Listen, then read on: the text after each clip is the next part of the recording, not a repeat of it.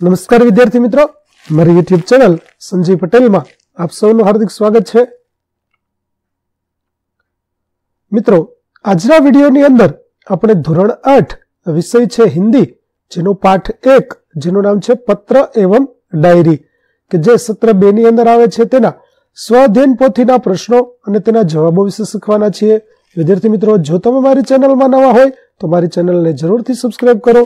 Video સારો લાગે તો લાઈક કરો, શેર કરો અને બેલ નોટિફિકેશન ઓન કરો, જેથી મારા આગળના નવા વિડિયો પણ આપને મળતા રહે।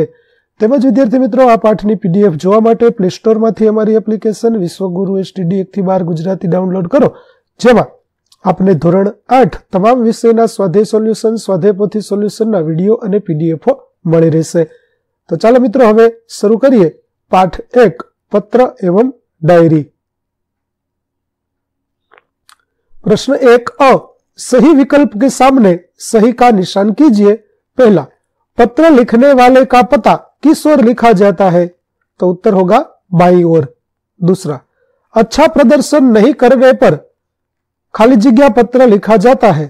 तो उत्तर होगा आश्वासन पत्र। तीसरा, स्वास्थ्य अधिकारी को गंदगी के बारे में खाली जगह पत्र लिखा जाता है? तो उत्तर होगा प्रार्थना पत्र। चौथा, डायरी लेखन के लिए कौन सी विशेषता सही है? तो उत्तर होगा वास्तविकता। पांचवा, पत्र लेखन के लिए कौन सी बात सही नहीं है? तो उत्तर होगा पत्र अधिक लंबा होना चाहिए।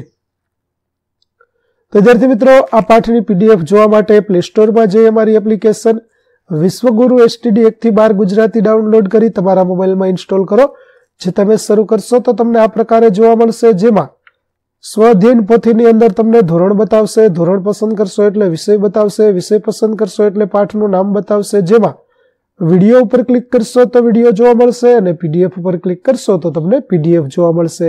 તો આશા રાખું અમારી એપ્લિકેશન આપ સૌને ગમશે, જરૂર ડાઉનલોડ કરજો, જે એકદમ ફ્રી છે, કોઈ પણ પ્રકારના ચાર્જ વગર તમે વિડિયો અને પીડીએફ જોઈ શકશો। તો ચાલો મિત્રો આગળ જોઈએ। હવે પ્રશ્ન નંબર 2। प्रश्न 1 ब, पत्र लेखन के संबंध में सही जोड़ मिलाइए। पहला, मित्र को पत्र लिखते समय क्या संबोधन होगा? तो उत्तर होगा प्रिय मित्र। 7 नंबर, जन्मदिन की बधाई पर लिखा गया पत्र? तो उत्तर होगा 4 नंबर, बधाई पत्र। तीसरा प्रश्न, प्रार्थना पत्र में संबोधन क्या होगा? तो उत्तर होगा 5 नंबर, मान्यवर महोदय। चौथा प्रश्न, पुस्तक विक्रेता को लिखा गया पत्र? तो उत्तर होगा व्यावसायिक पत्र।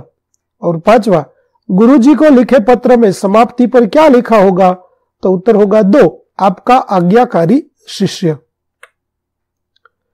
प्रश्न 1 को पाठ्य पुस्तक के पेज नंबर 1 से 5 पर दिए गए पत्रों के आधार कोष्टक में उत्तर लिखिए, जिसमें हमें पत्र का प्रकार, संबोधन किसको लिखा है, किसने लिखा है, किसके बारे में लिखा गया है और पत्र लिखने वाले का पता लिखना है।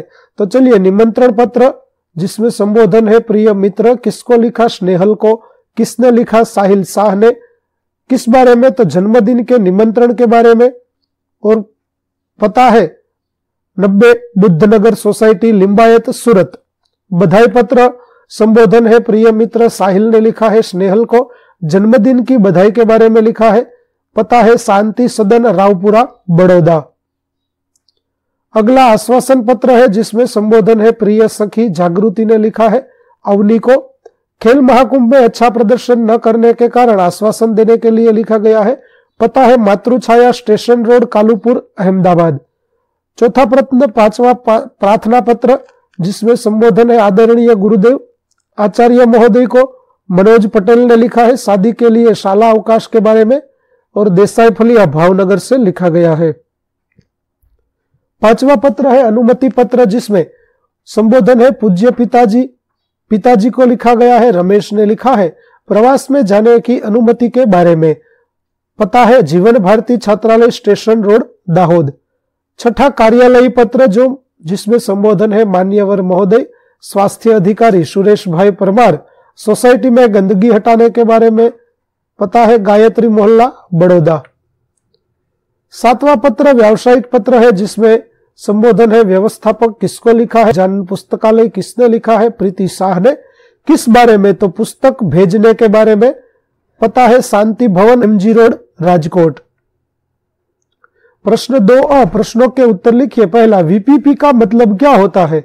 तो वैल्यू पेएबल पोस्ट का मतलब है एक प्रकार की डाक सेवा जिसमें भेजने वाला व्यक्ति को प्राप्तकर्ता को भुगतान करने की आवश्यकता नहीं होती है, बल्कि भेजने वाला व्यक्ति ही डाक के लिए भुगतान करता है।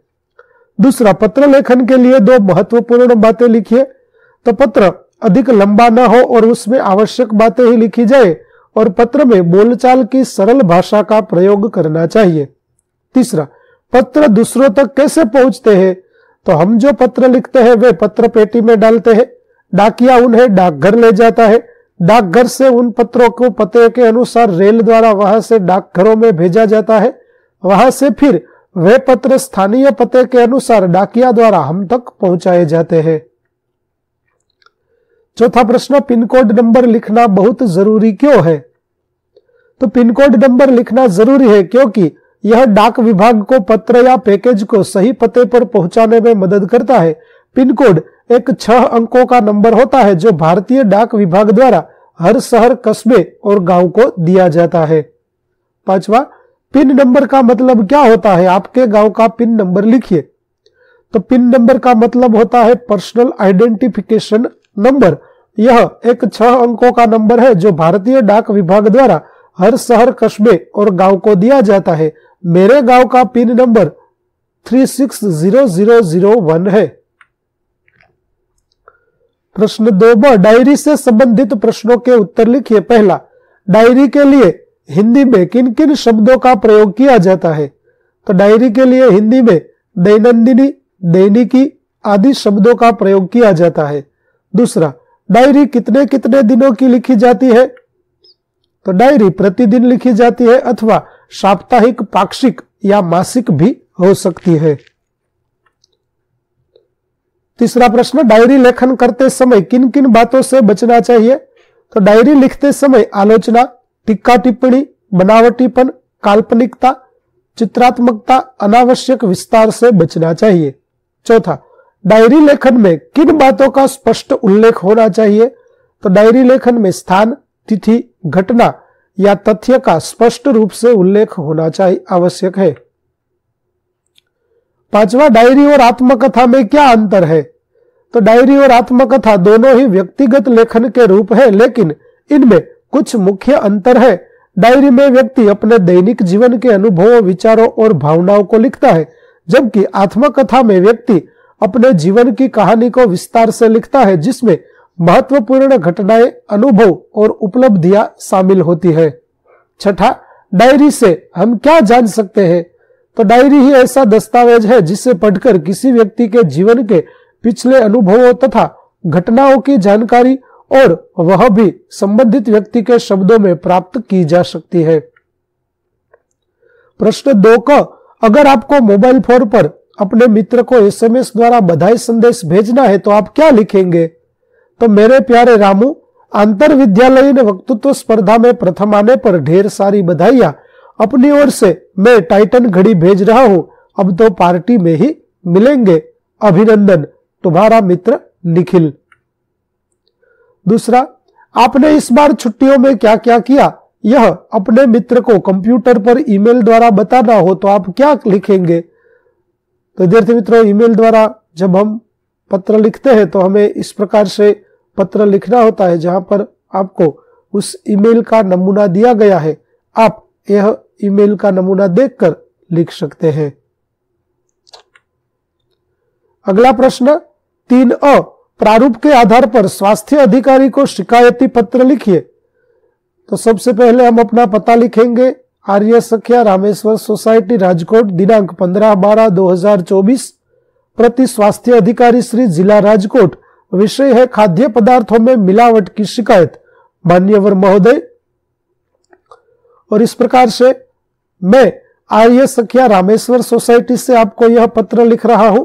मैं अपने क्षेत्र में खाद्य पदार्थों में मिलावट की समस्या के बारे में शिकायत करना चाहता हूं। इस समस्या के कारण लोगों के स्वास्थ्य पर नकारात्मक प्रभाव पड़ रहा है। मैंने पहले भी इस समस्या के बारे में स्वास्थ्य विभाग को सूचित किया था, लेकिन अभी तक कोई कार्यवाही नहीं हुई है, अतः मैं आपसे अनुरोध करता हूं कि इस समस्या का समाधान करने के लिए तुरंत कार्रवाई करें। मैं आपका आभारी रहूंगा। धन्यवाद। आर्य सखिया, रामेश्वर सोसाइटी, राजकोट। प्रश्न 3b, बीमारी के कारण अवकाश के लिए कक्षा शिक्षक को पत्र लिखिए। तो इस प्रकार से हम कक्षा शिक्षक को पत्र लिख सकते हैं। यहाँ पर हमें नमूने के तौर पर एक पत्र दिया गया है, उसी प्रकार आप यह पत्र लिख सकते हैं। प्रश्न 3 को, ग्रीष्म की छुट्टियों में अपने मित्र को अपने गांव आमंत्रित करने हेतु पत्र लिखिए। तो यह पत्र है वह हम इस प्रकार से लिख देंगे, जिसमें हम अपने मित्र को हमारे गांव आने के लिए आमंत्रित करते हैं, और गांव में वह क्यों आना चाहिए यह भी हम अच्छी तरह से लिख देंगे। प्रश्न 4, निम्नलिखित विषय पर डायरी लिखिए। पहला, अपने किसी एक दिन के अनुभव का विवरण। तो हम इस प्रकार से डायरी लिख देंगे, जिसमें हम 16 अक्टूबर 2024 के दिन का विवरण है वह डायरी का यहाँ पर लिखा है। दूसरा प्रश्न है, पाठशाला में आज का दिन।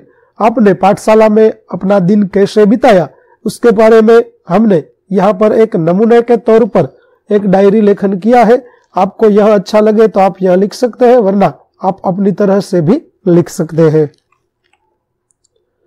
प्रश्न 5, निम्नलिखित परिच्छेद का मातृभाषा में अनुवाद कीजिए। तो विद्यार्थी मित्रों, આપેલો ફકરો છે તેનો આપણે ગુજરાતીમાં ભાષાંતર કરવાનું છે, જે આ પ્રકારે થશે, જે તમે અહીંથી જોઈ અને લખી શકશો।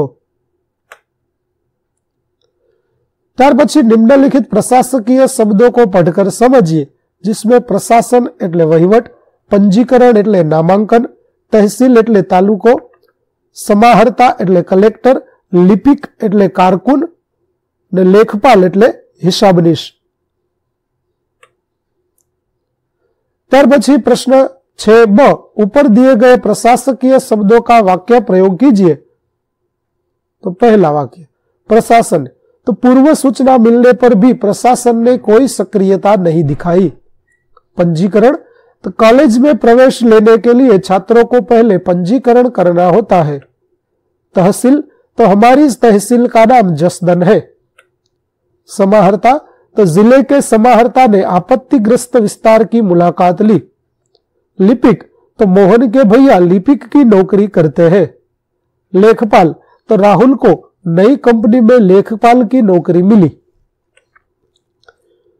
इतना कीजिए, आपने संग्रह किए हुए टिकट यहाँ चिपकाइए। तो विद्यार्थी मित्रों, અહીં તમારે પોસ્ટલ ટિકિટો છે તે ભેગી કરી અને चिपकावવાની છે, જેનો નમૂનો તમને અહીં જોવા મળે છે। આવી રીતે તમે નવી ટિકિટો છે તે મેળવી અને ત્યાં લગાવી શકશો। તો વિદ્યાર્થી મિત્રો, અહીં આપણું પાઠ 1 પત્ર એવં ડાયરી ના સ્વાધ્યાયન પોથીના પ્રશ્નો અને તેના જવાબો પૂરા થાય છે। આગળના પાઠના પ્રશ્નો અને તેના જવાબો મેળવવા મારી ચેનલને જરૂરથી સબસ્ક્રાઇબ કરો, તેમજ પીડીએફ જોવા માટે પ્લે સ્ટોરમાંથી અમારી એપ્લિકેશન વિશ્વગુરુ STD 1 થી 12 ગુજરાતી ડાઉનલોડ કરો, જેમાં આપને ધોરણ 8 તમામ વિષયના સ્વાધ્યાય સોલ્યુશન, સ્વાધ્યાય પોથી સોલ્યુશનના વિડીયો અને પીડીએફો મળી રહેશે, જે એકદમ ફ્રી છે। કોઈ પણ પ્રકારના ચાર્જ વગર તમે વિડીયો અને પીડીએફ બંને જોઈ શકશો। તો આશા રાખું છું અમારી એપ્લિકેશન આપને ગમશે। જરૂર ડાઉનલોડ કરજો। ફરી મળીશું આપણે નવા વિડીયો સાથે। ત્યાં સુધી આવજો।